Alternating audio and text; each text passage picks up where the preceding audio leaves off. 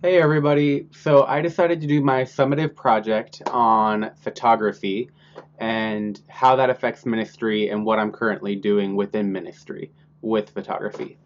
So when I look at ministry in general, I see a large need for creative media and the use of photography or graphic design to accomplish the mission of the church in general.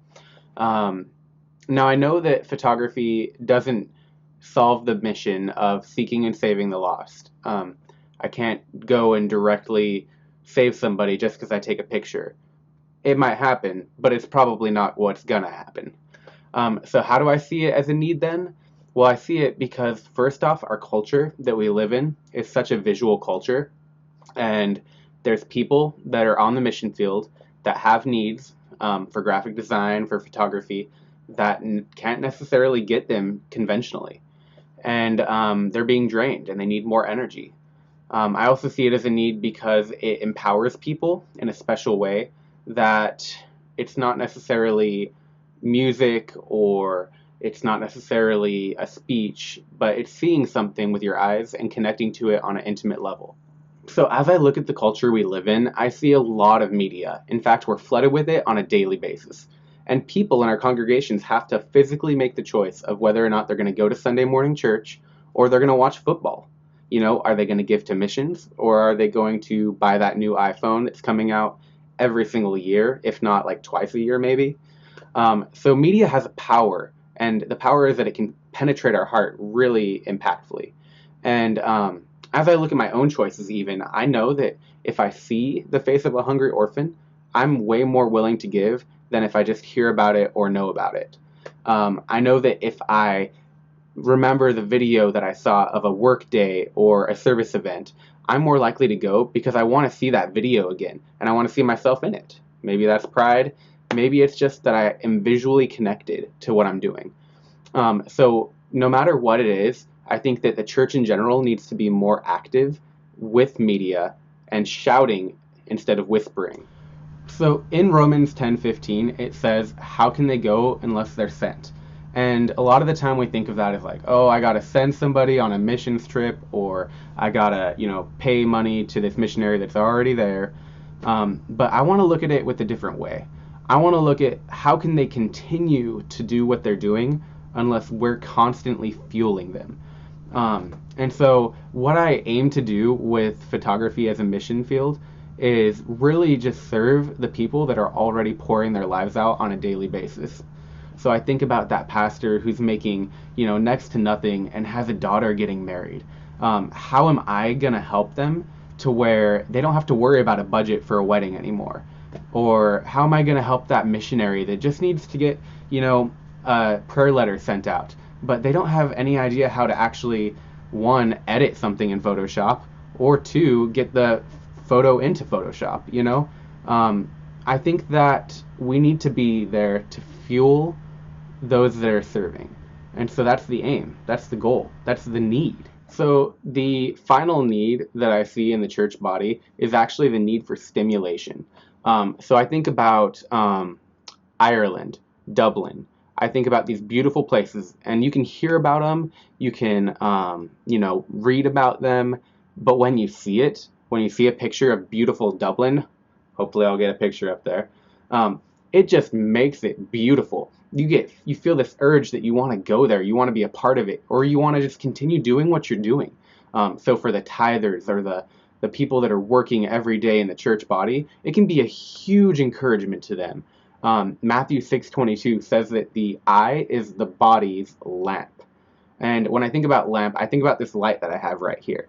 So if I turn it off, it's not as bright, and it changes.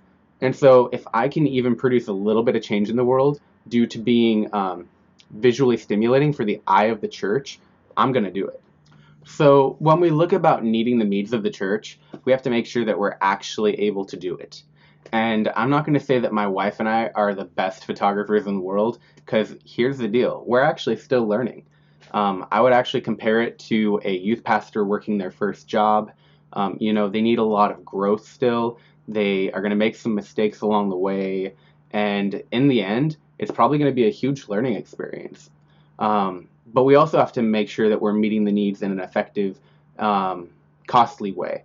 So when I think about costs, I think of taking off work, I think of traveling, I think of replacing broken equipment or getting advertisement.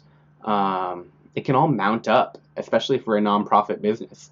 So what we've done basically is attack advertising through basically being online and then handing out business cards. We typically will hand out around 5,000 cards a year. So when it comes to taking off work, most weddings happen on the weekend, and that just typically happens to be when I work. So the budget that I'm going to be sharing with you guys will go over a lot of what that means. You know, $100 a day to take off work minimum, and then multiply that by however many events we do. In this case, we're looking at 9. And it ends up being around $900 annually, which is actually small for a nonprofit. But hopefully, as we grow, we can lower that cost even more. The next cost that we can look at is the cost of traveling. And gas is pretty cheap right now, and we do a lot of stuff in the Willamette Valley area, so we're looking at like $20 per an event. Not that much actually. When you look at it, it ends up being around $180 annually. When it comes to software, we have to pay about $120 annually just for Photoshop or any other type of software we might want to get involved in. So now that we've talked about the cost, we want to actually apply a 20% increase on all of the budget. That way we can make sure that we're hoping to grow by 20% every year. If we shot 9 events, I want to see a few more than that. If I shot 8 couples, I want to see a couple more than that. If I shot 2 families, I want to see another family added on to the next year. Typically, we get about $150 per an event or couple or however we do it, and that income is what we use to create this entire budget. What we want to talk about is how to actually get these people into the ministry. How are we going to get a client involved when they've never even heard about us? So the main way that we do it is word of mouth.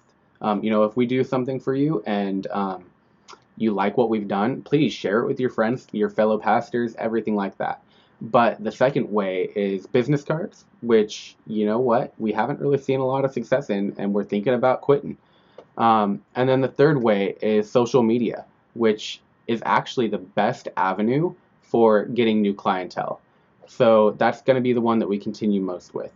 But you know what? If we just came out on social media, say we posted on Facebook, hey guys, we do free stuff for people in ministry.